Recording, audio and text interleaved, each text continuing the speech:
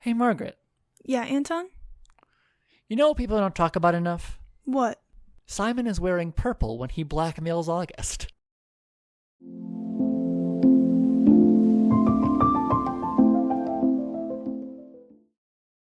Welcome to People Don't Talk About, Young Royals. I'm Anton. My pronouns are he, they.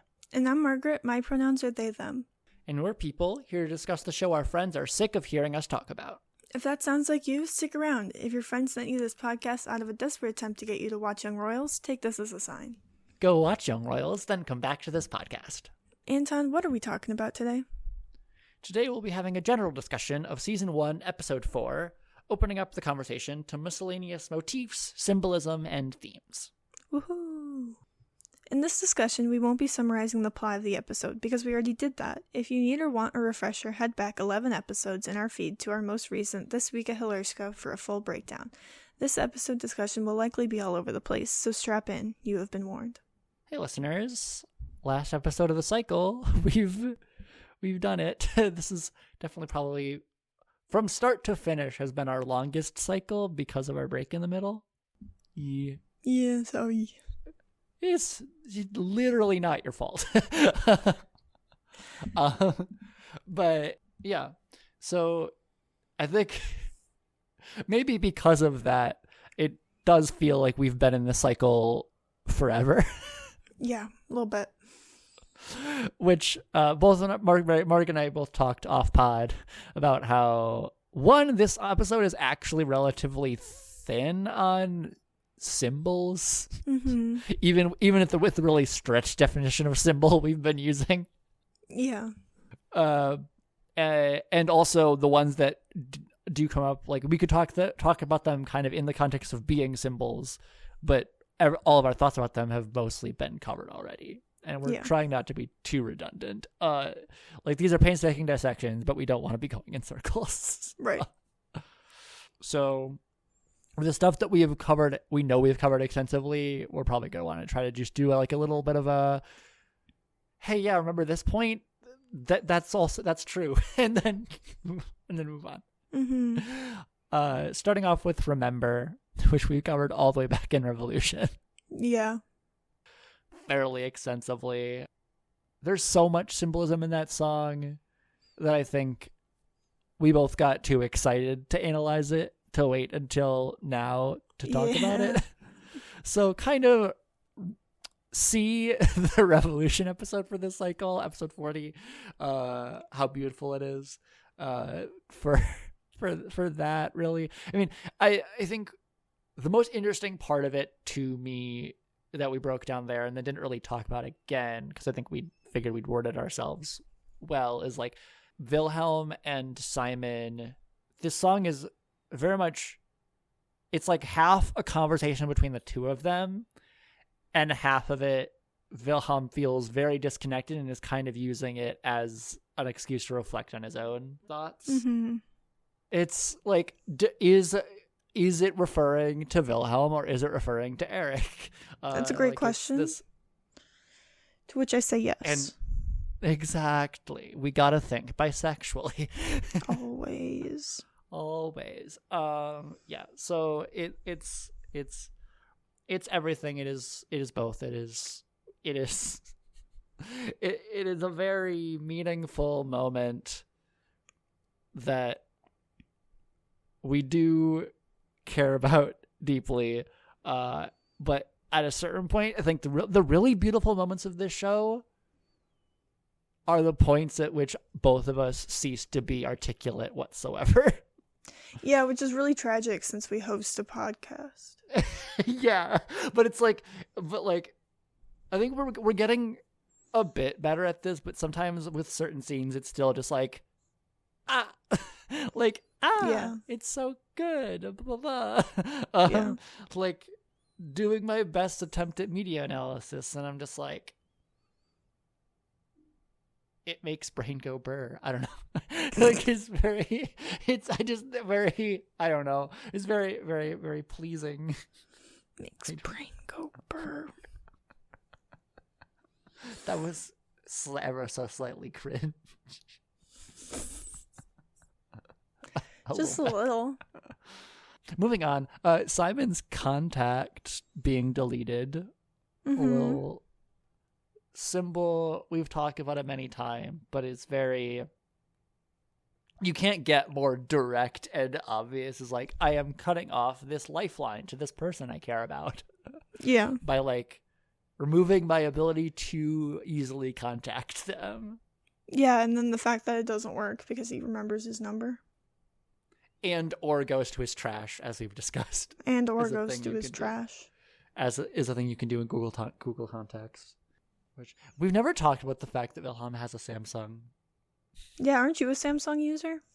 I am a Samsung user. Yeah, that's why our chat is green. Exposed on the podcast. Yeah. Yeah. I wonder if that was like a conscious choice they made. Yeah. I don't know, because there is this thing about like Wilhelm having those like feel like relatively short-lived. I mean, because I think they're probably still a thing, but like he literally has the flip phone with the screen. The flip smartphone, yeah. Yeah, that was in the show. It's kind of like, yeah, sure, because his phone isn't present very much. Mm-hmm. In real life, I don't understand how those work. Yeah. I think because at the time, I'm pretty sure they were like in 2021, those were fairly cutting edge, I think. Yeah. So I think it's the idea like the royal family got him like the newest smartphone. But there's something about the fact that it's a flip smartphone that is honestly maybe a missed symbol from talking about episode 2, because it's like, because I think that's when the first time it really becomes obvious when he hangs up on Eric, because it was like, no, episode 3, it was last episode. It was like where it was like, I don't know, it's like this like mixture of old and new, of like attempting to be in the 21st century, like, hey, here's the newest phone, but it's also still technically a flip phone. Yeah. Flip phones do have the really satisfying like snap closed that I appreciate. Yeah, it's very, very tactile, which is good for Wilhelm. But I don't know, like that's a bit of a return. We did a thing we've said we wouldn't do, which is return back to an old cycle. But he still has the phone, so it's fine. Yeah, and we see the phone this episode. It's not like we didn't see it. No, fair, yeah. Unless we have any more thoughts on Wilhelm's phone. Do I have any more thoughts on his phone? Not on his phone, I don't think. Yeah. So then this next one, as I sometimes do with these episodes, I put a potential symbol with a question mark by it, because I'm like, is this a thing? But we've literally spent, I feel like I think we might have talked about it early on in the cycle, and mostly jokingly, but like we literally have a cleansing ritual. Yeah. And I was like, if there's anything we should fit in our symbology episode, it's question what the fuck Maddy is doing. Yeah. Respectfully and with all the love in my heart, Maddy, what are you doing? I kind of appreciate it though. Yeah. Because I genuinely think, just given recent events, it's like she's like, the vibes are off. Yeah. And I don't know. Sometimes when you're like, not saying that Maddy and Felice can equate to Wilhelm's grief, but when you're really in it, you're kind of like, I'll do whatever to get back to a baseline again. And if that's smudging some soot on your forehead and saying a thing around a candle, then it's smudging some soot on your forehead and saying a thing around a candle. Yeah. And I am glad they they added Wilhelm on it, because if any of them needed it was Wilhelm. Exactly. Like it's interesting because we talk about that scene a lot. We've talked about that scene a lot in the context of it being the like full repair and kind of solidification of Wilhelm and Felice being besties. Mm-hmm. But it is also then immediately followed up by him being like cleansed, and so it's like it's like, is it Felice's friendship that really got him through the episode, or is it the cleansing ritual? The world may never know. That cleansing ritual is getting him through the rest of the series, let's be honest. Yeah. It gave him the presence of mind to when Simon is to one in his drug-addled state, reach out to Simon potentially, and then also more importantly, when Simon is like, "Do you remember what you said last night?" Actually own up to it and not deflect. Like, I feel like he would have in basically any previous episode. I think if that was a direct question, I think he would have deflected. He definitely would have deflected, and I think he was considering it until Simon said, "Wilhelm, it's okay." Yeah, we don't talk about that line enough. The that hesitation moment between just like the panic and being like, and then Simon recognizing what he's done, and it's because it's the nuances of this, especially this early part of their dynamic in this early part of the series, relatively. Like we're approaching the third of the way through, but we're still in that first bit where Wilhelm's really going through it in a lot of ways, and one of the many things on his plate is his own internalized homophobia, or at least heteronormativity, of this sense of there's something wrong about this. There is something that is not correct or what I'm supposed to be doing. And Simon recognizing, with my whole other context, I was teasingly, flirtingly being like, "Hey, did you mean what you said last night?" That, he thought he was being a little cute. I think like it's a mixture of things. Like in our analysis in Revolution, I think we talked about how it's like this is like Wilhelm asks to hold Simon until he falls asleep, and so it's like, but it's like this moment of Simon being like, this I need to call this out. Like it feels this has gone off on long enough, especially given the last time we interacted, you told me to delete all of our texts, and now we're spooning in your dorm room at like dawn.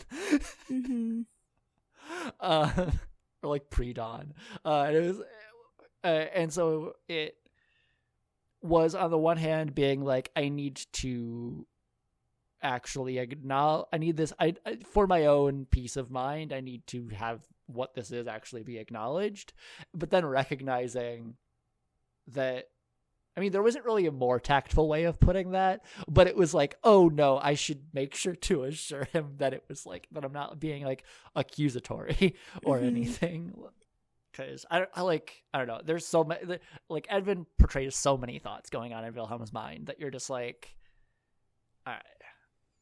There's the question of, I don't know. It's like keep coming back to, would any previous version of Wilhelm we've seen before this be able to do that? Like, I don't think so. And it's like a sign that like, for as much as people can gripe about Wilhelm, he is showing meaningful growth episode to episode. Yeah. Drugs. Yeah.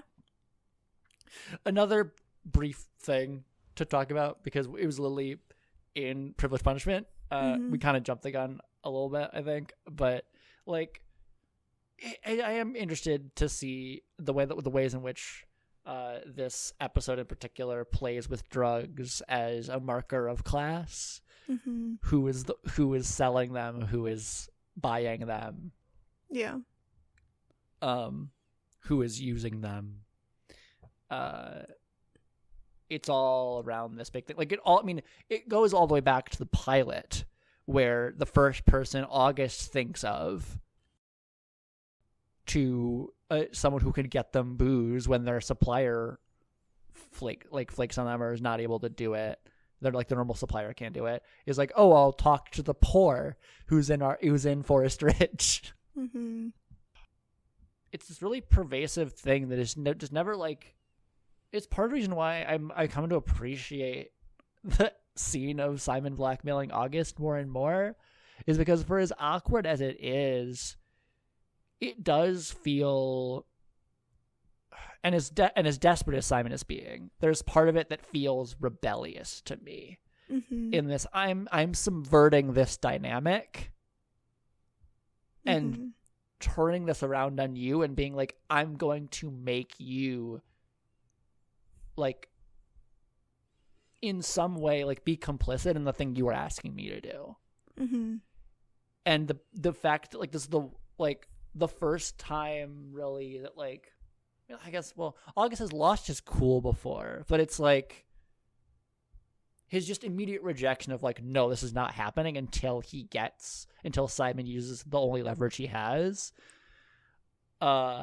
is just this question of, what does this mean for August? Mm-hmm. And I think the classed nature of these drugs becomes obvious when August is so appalled. Because, like, we keep talking about it, but it's like, this is the one thing, one arguably terrible thing that August refuses to do initially in the episode. The rest of it was fully his idea and all way worse. And so you're like, what is it about this that is somehow your, like, moral high ground? And it's like, it's not really a moral high ground. It's a classist, like, prejudiced high ground of believing I am above this. Mm-hmm. Which we're sort of repeating ourselves there, but I think it felt, I felt like we would be remiss if we didn't talk about how charged the concept of drugs are in Young Royals. Yeah. And it's interesting because it's a very charged concept, and yet they do them so casually. Yeah. Like, we have so much kerfuffle about it, and then we just live it. We're forced to live in the society just partying with them so nonchalantly, and you're like, this is why, like, August didn't really want to be involved, because, like, this is the side of the equation he's familiar with, right, and comfortable with.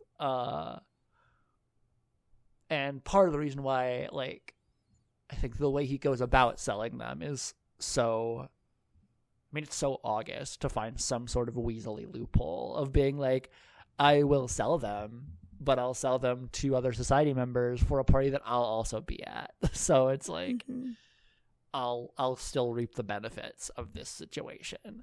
Yeah.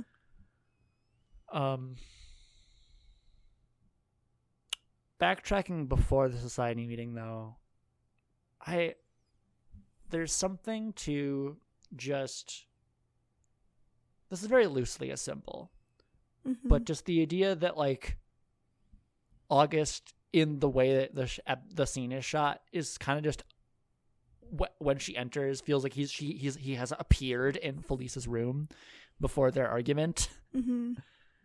Like, it does feel very, it's a very literal scene, but at the same time it feels so emblematic of, we're only getting these relationships in these relatively short snapshots, but we receive all the information we need, of being like, he has kind of become an infestation in her life.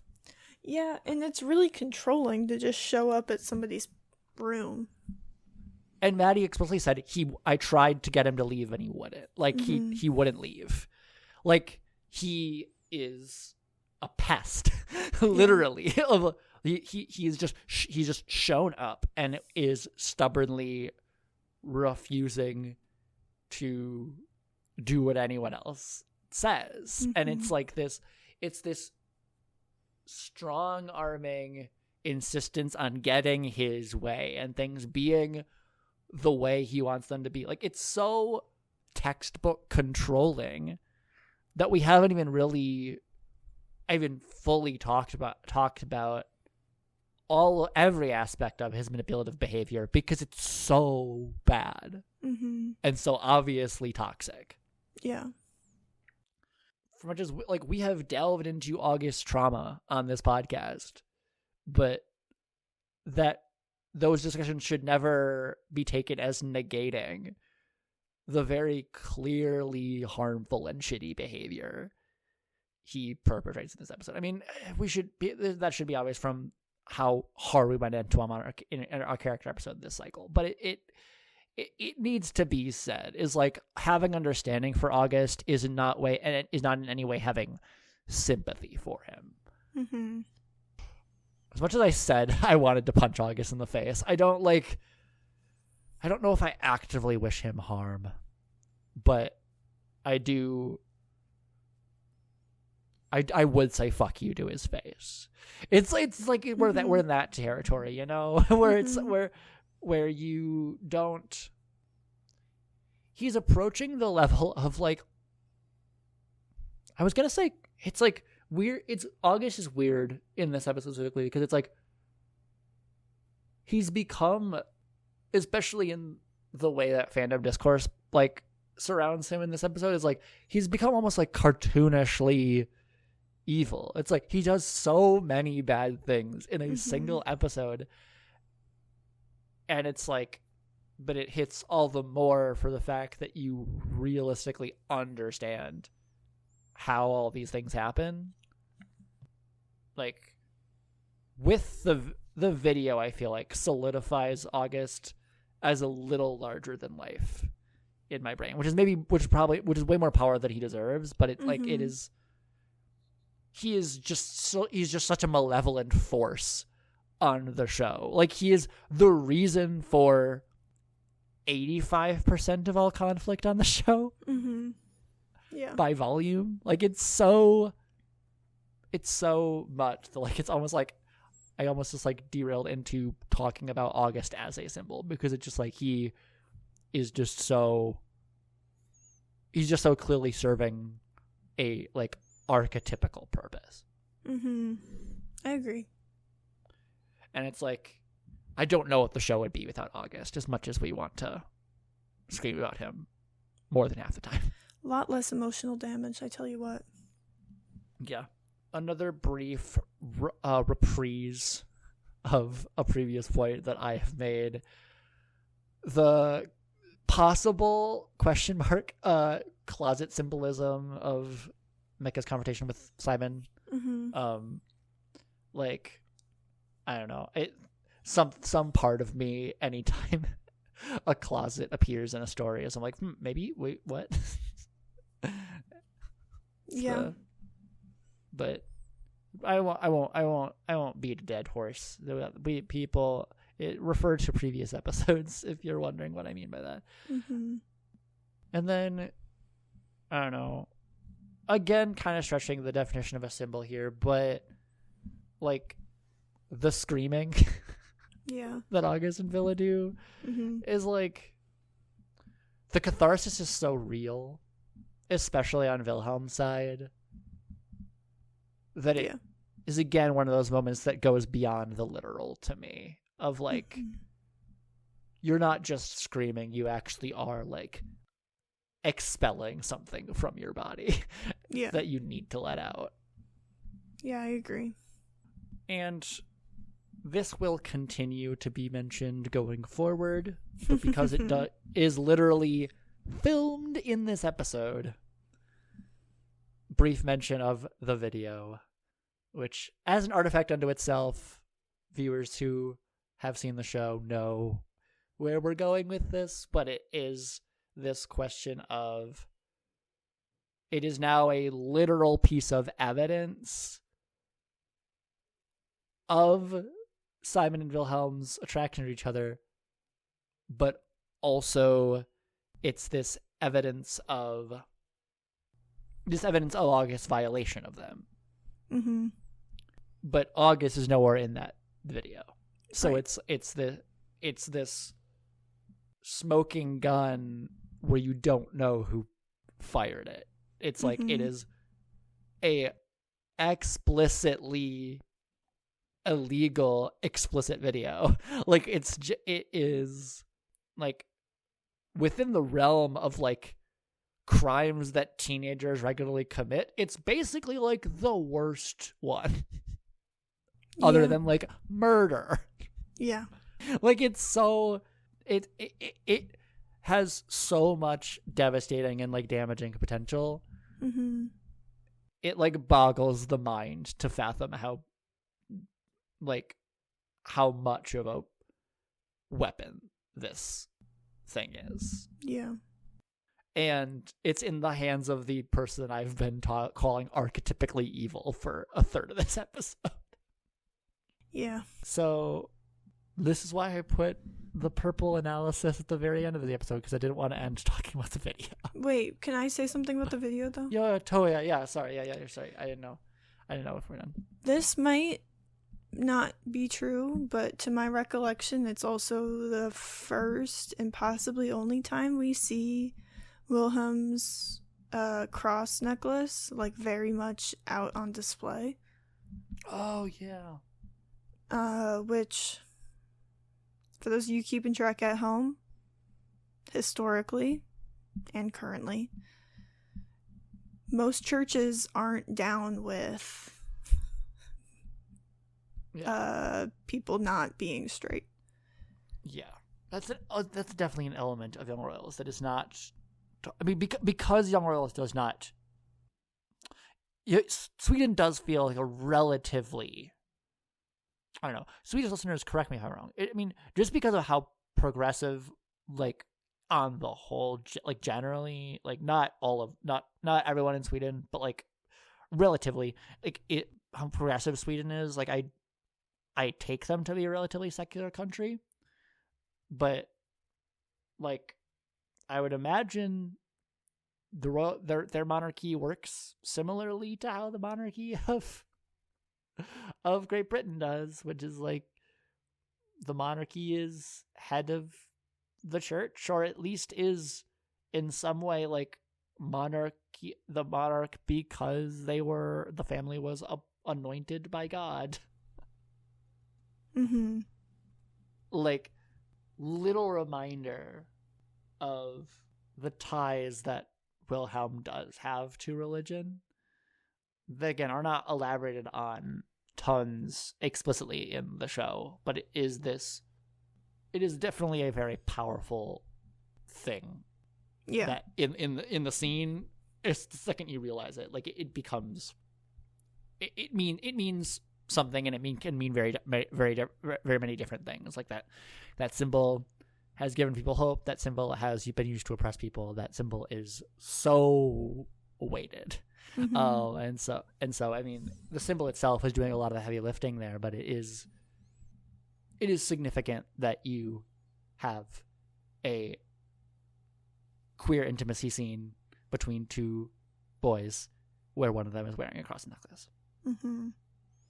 I did just look it up, and according to AI Overview on Google, which we all know is 100% factual, No. Sweden has been a secular state since 2000. Which feels late. Yeah, but I'm assuming it was like we're no longer going to consider the monarchy explicitly a religious institution. I don't know. I suppose AI doesn't go into that. No, yeah. Well, I mean, a great story about AI Overview, as I was looking up I was trying to look up a TV show, or no, I was looking up something, there was two movies of the same name, and it combined the plots in its overview of what the movie was about. I like that. Yeah. Because it didn't know which one I was talking about, and so it just talked about both and treated them as one movie. AI is like, man, this movie's fucking confusing. Yeah. Me watching, what's it called? God damn it. Midsummer. I watch the movie a few times a year and I still don't get it. Like, I get it, but I don't get it. It's really good, though. I mean, some first time reactions to Challengers are like that, because it jumps around in time a lot. That's fair. I was able to follow it, but like I really fuck with moving around in time in a story if it serves the themes. So it's a good movie, but I don't think I really have ever fully understood it. Like, every time I watch it, I'm like, what the fuck just happened?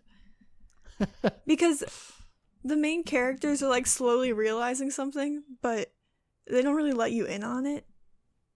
Mm-hmm. Like, what they're slowly realizing. They just they just like pan over this tapestry that like kind of outlines the whole movie, but in order to see each picture you have to like pause it because they like pan over it so quickly, so you kind of get to the end of the movie and you're like, what the fuck just happened? Yeah, it's really good though. I recommend it. Ready to talk about purple? So unfortunately, Simon is wearing his Hilershka uniform for like the first third of the episode. So that limited opportunities. And then weirdly, the first time Purple shows up, this is why it was my cold open, because I did not realize Purple was in this scene. Which is that in the blackmail scene, he has a graphic tee on with a purple overshirt, the same one from our last Purple and Orange obvious overshirt, and there's a green jacket obscuring the purple. So it's like a little bit hidden, but not that hidden. But I think is honestly like that's a good check-in for people who are seeing that, because then the next time he wears purple is during the revolution scene.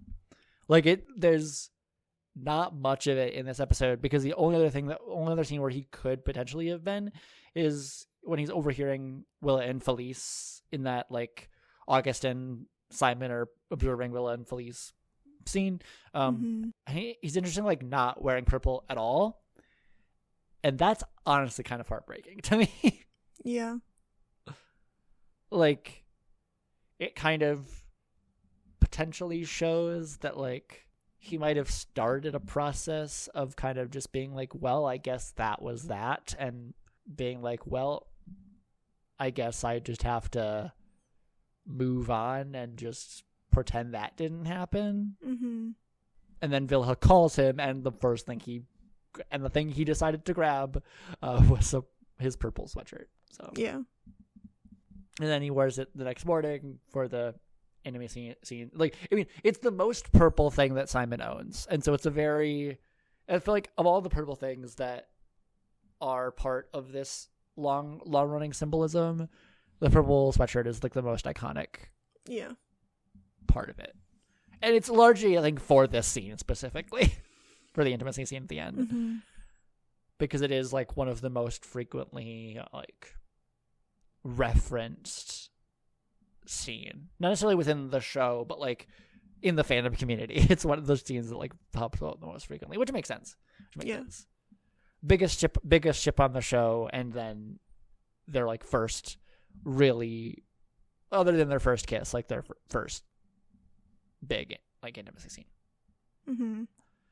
But this is part of why I've been shunting purple to I feel like we've been putting purple towards the end of episodes, is that it's like just pointing and being like, ha, that. Because it's like, other than just like being attached to Simon's feelings, it's not necessarily attached to any sort of deeper theme. Yeah. God, there are shockingly few symbols in this episode. Yeah, there's not much. I'm gonna be honest. The episode is so rich with so many things that it's surprising to me how little use of symbolism. It's very literal. I think that's part of the darker tone this episode takes, potentially. Yeah. Like, the first 3 episodes are... If Young Royal is whimsical at any point in its run, I feel like it's the first 3 episodes. Especially the first 2. 3 kind of strikes a balance, and then 4 is when, oh no, things are real now. Yeah. And things sort of kind of, for at least for this episode, kind of stop necessarily meaning things, and it's more just kind of the harsh reality of like what is happening. Yeah, I agree. Which I appreciate in and of itself too. But it's like, because Young Royal kind of does both in a way that I feel like very few shows have pulled off. Yeah, and it does both well. Like it's symbols slap, but it's literalism also slaps because it's well written. So, but that does mean a not very long Purple and Orange episode. But that's okay. I mean, thus is the end of our season 1 episode 4 cycle. It's bonkers. Yeah. And I mean, other than Flot, I don't know if our listeners would count Flot. I mean, it is like technically part of the cycle because we listed it as a bonus episode just so we don't have to like be like adding it to the end. But yeah, I suppose to give you an extra heads up, if you're listening to this Purple and Orange the week it comes out, start sending us DMs. I'm probably gonna be being like do my usual call for it, but get in there and if you think there's a detail that we overlooked some point in the last 4 months of covering this, well, 3 months with 1 month of hiatus of talking about this episode, let us know, because after that we're not specifically discussing this episode anymore in the interest of being able to finally move on. Yeah. And figure out what happens after that damn video. Within the context of the podcast. Obviously, we know. But anyways, Margaret... Wait, I just realized I take us out. That's Never you. mind. Okay. Are you ready for me to take us out? Yep. Thank you for listening. If you'd like to keep up to date with when we release new episodes and other pod-related announcements, you can check out our Instagram or our threads at People Don't Talk About. Our next episode will be This Week in Hilershka for Season 1, Episode 5. So stay tuned. And with that, all that's left to say is... Let's start a revolution, baby.